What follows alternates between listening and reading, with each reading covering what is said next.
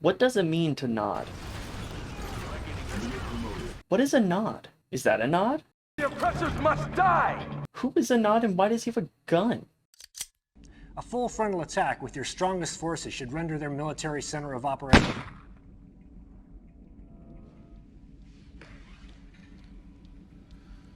Yes.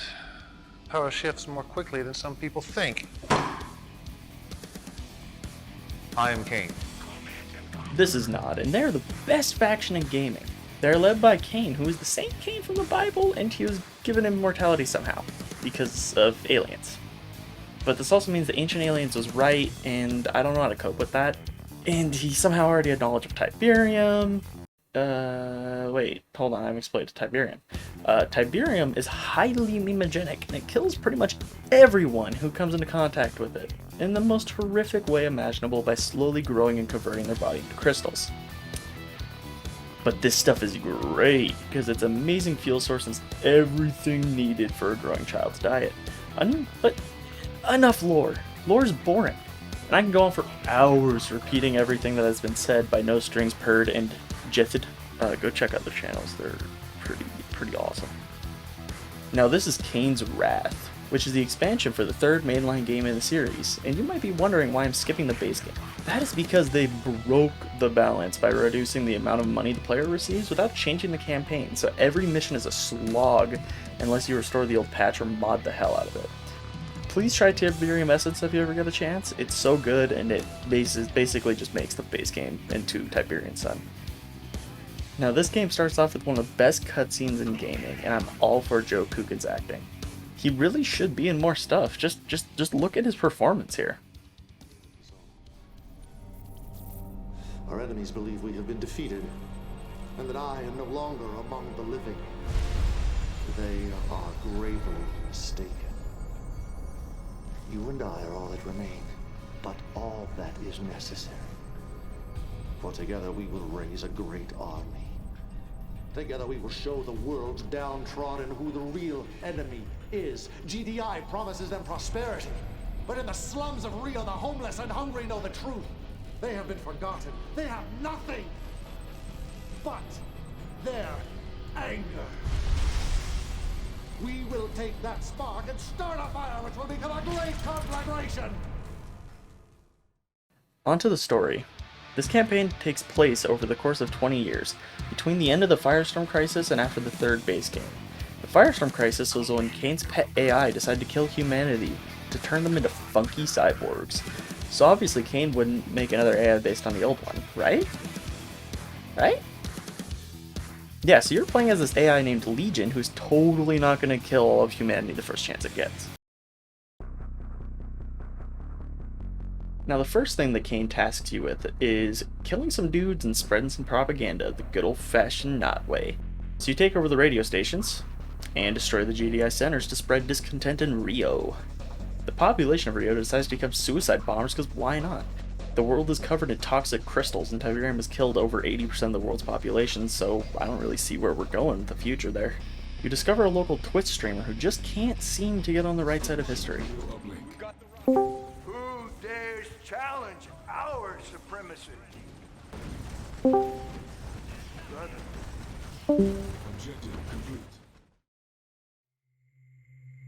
Now this mission is nostalgia bait for Tiberian stands. Attention! Attention, you fanatical scum! Yeah, you didn't think you'd go undetected, did you? This is GDI, Steel Talent territory. This one, you fight the Steel Talons, who still have some of their gear from the Second Tiberium War. They have funny mechs that do cool mech things, like murder my guys, and are way stronger than I remember. Now, Kane needs you to steal back some of Nod's stealth tech from this pretty sweet looking bunker that is being guarded by said mech dudes. The mission wants you to take it and valiantly hold off waves of enemies trying to stop you, but they gave you another way of doing this. You can destroy the GDI base and have very little resistance while stealing the tech. Beware, this base is pretty well defended and it will take a bit of work to get through the defenses, and it honestly is a more boring way of playing while being a lot more safe. Also, the AI will sell the MCV, so you can't get the Steel Talon's cool mechs for yourself, sadly.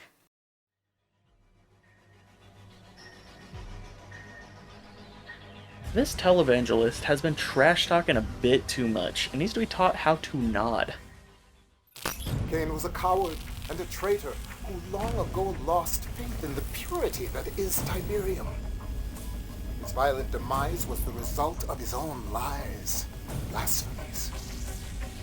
And he will be brought down to the pit of hell, and all there will stare at him and ask, can this be the one who shook the earth and the kingdoms of the world? Now this mission has you go up against the Black Hand, who will burn your base down the moment they get the chance. Base defenses barely help since they will be burnt down before they can do any real damage. So you need to find something good against flames. Time to spam Venoms. Venoms are great against his infantry and his flame tanks, but are your only real counter against the Purifier. These mechs pack a flamethrower, powerful laser, and counter both infantry and vehicles. Highly devastating, but it can't hit air units at all. This mission has these GDI sensors which can call in steel talons to kill you and Marcian's forces indiscriminately, which you can use to your advantage. I usually just kill the beacons to get it over with anyway. Marcian will try to run away in his battle bus, but you can quite easily destroy his escort and get him back to your base.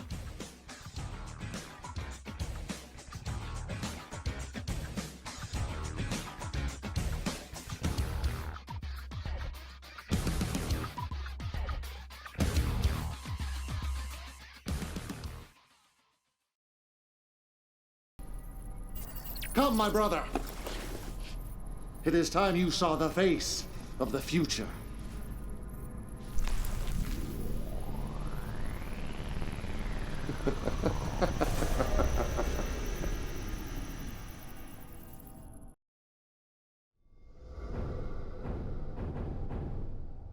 Now that the Black Hand are back in the fold, we get to play as the Black Hand sub-faction. This is my favorite faction in the game.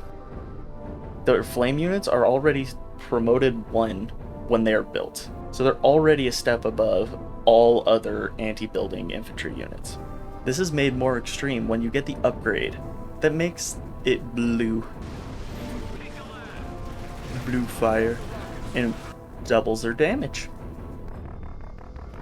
You also have about a dozen purifiers around your base that you can repair, and I recommend getting them to a war factory because they can just sit there, tank shots, while the war factory repairs them for free.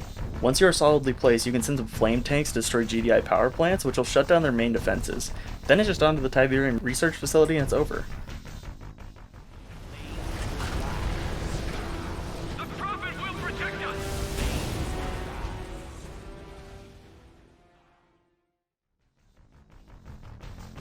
Kane has all he wants from this new AI at this point, decides to shut you down for the time being. Not sure why he doesn't want a wartime AI to go stir crazy when you're just trying to hide out. To sleep. Perchance to dream.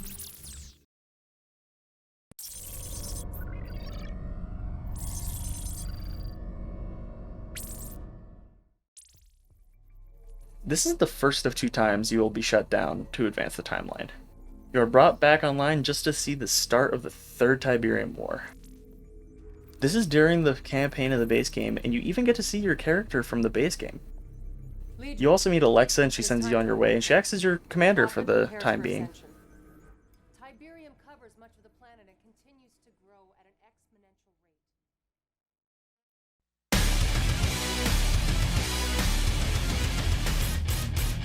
rate. Your first mission in 3046 has you capturing GDI's ion control centers. This will allow Kane to avoid getting hit with it again because he has some mild PTSD from last time.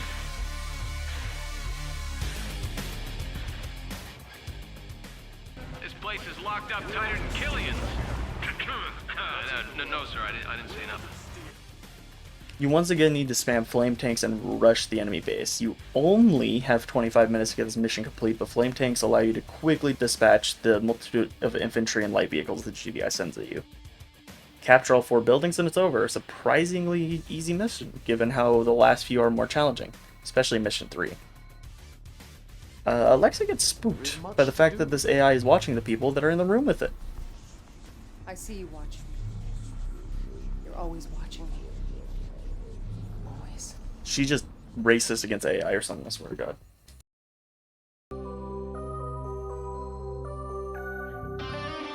This mission is the main stealth mission in this campaign. It requires a decent amount of tactics. You just need to put a beacon on each of these power plants and boom, the hard part's over. Now you just have some Spectres and Stealth Tanks, two amazing vehicles that, especially when working in tandem, can completely wreck shop if they don't have a good amount of stealth detection. Now Nod does a little bit of trolling by nuking the Philadelphia space station, killing the protagonist from the last two games. Alexa does some trolling of her own to try and find out what happened to Cabal. Biologically augmented life form. Cabal.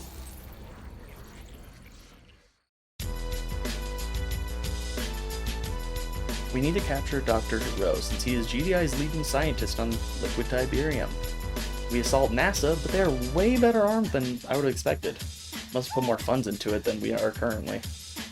Luckily, we get to play as the Black Hand again, which allows us to commit war crimes on the funny astronauts.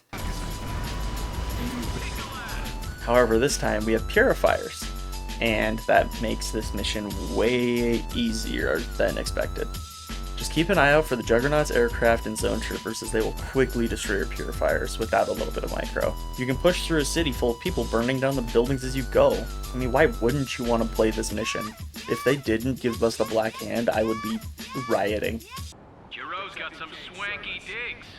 Now when you capture him, GDI is willing to kill Dr. Giroux just so he doesn't end up in Nod hands. And they're going to send everything to shoot down that transport. Now for the cheese. If you destroy the GDI base to the northeast, you will only be assaulted from the docks on the southwest side of the base. This means you can set up a wall of defenses to keep them busy while the Doctor is flown in at a wild 5 miles an hour towards your base. You will need some of this cheese though. They're going to drop fully promoted Shatterers, which can one-shot most vehicles and infantry in the game, other than the strongest units.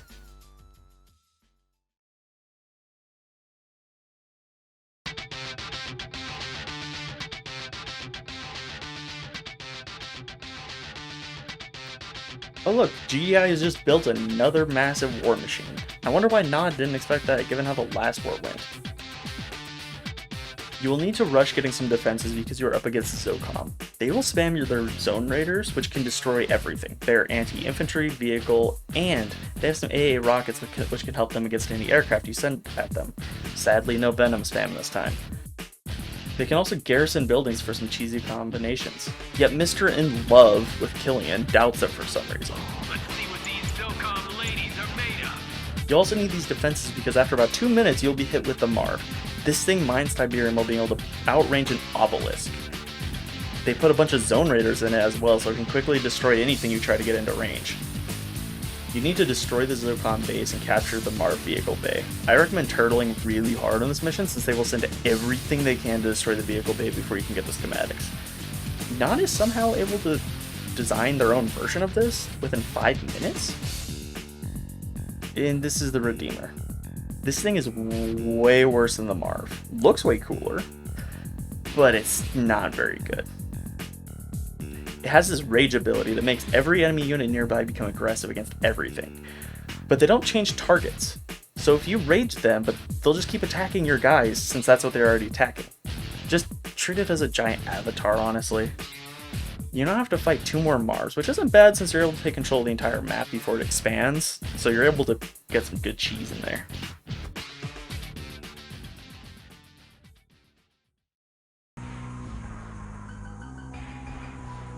Now, Alexa sees some transmissions from the base game and gets super angry. Killian even slightly doubts Kane. Being the Kane simp that she is, she suggests we do a little bit of trolling. How dare she question Kane? She feigns loyalty and obedience, but do you see how she looks at him?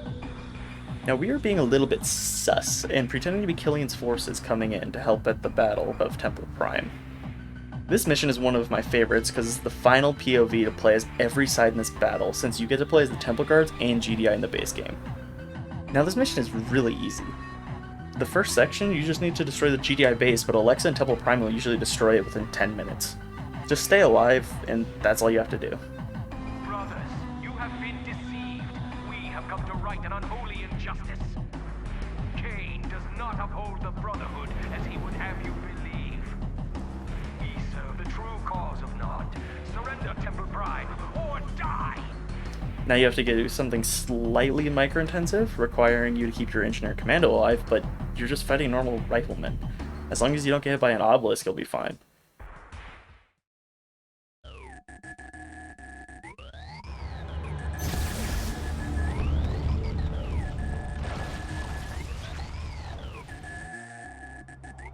Alexa realizes her sus Among Us moment may have been a bad idea since Killian now controls the majority of the Brotherhood. But Kane didn't die, so she actually doesn't really feel bad. But now the Skrin have arrived on Earth, and they're doing a lot of damage.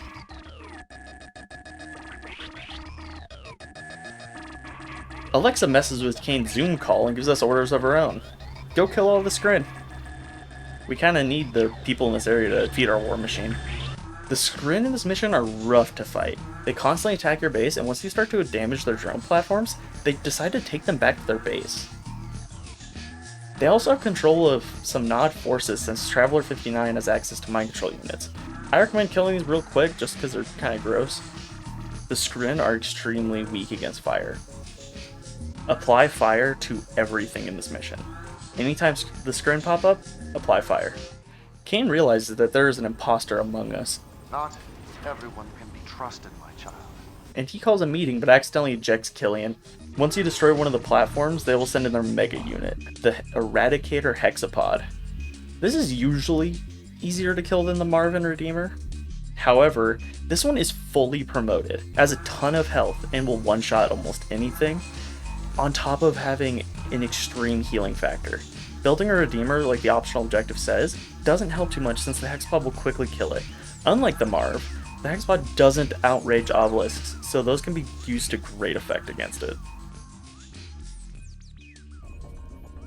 Alexa starts treating Legion like her therapist or something, and talks about Cabal killed her family. But Legion doesn't really care because Legion is Legion. Murdered my parents. I pray I am wrong about you, Legion. I pray for us.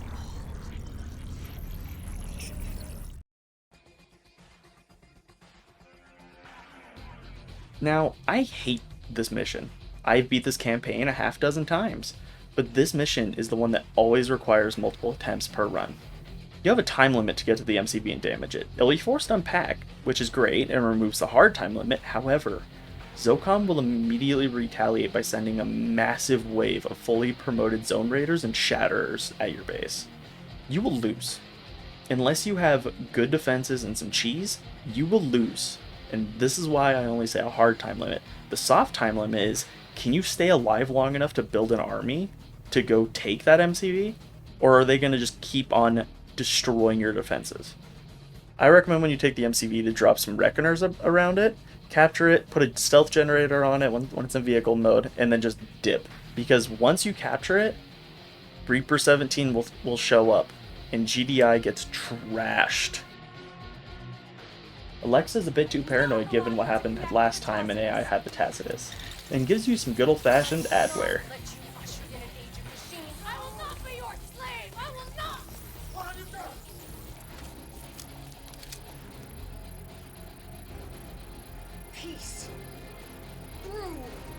Hey yo, I want a free iPhone.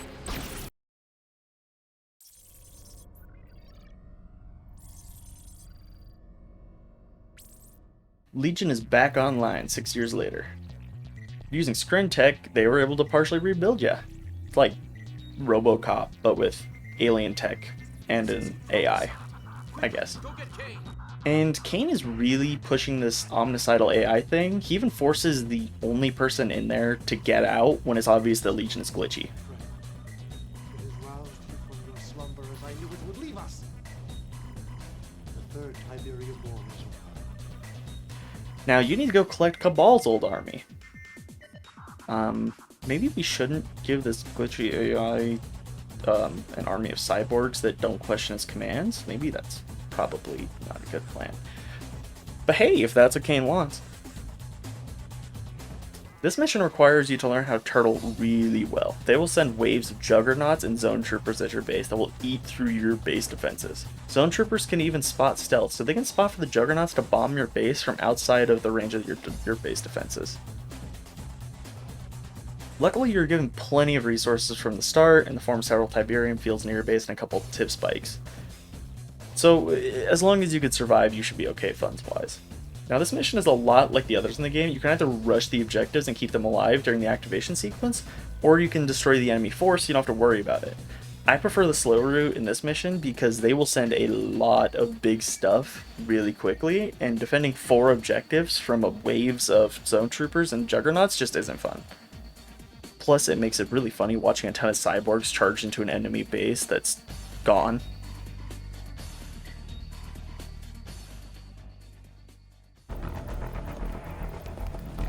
They are like children playing with a nuclear weapon. They have no idea what they have, no idea of its power. Their experiments have rendered the Tacitus dangerously unstable. Do you see how its signal is fluctuating? If we are to secure the artifact, we must move quickly before we lose it forever. The final mission. This one has you up against all 3 GDI sub-factions as you march toward where the Tacitus is being held.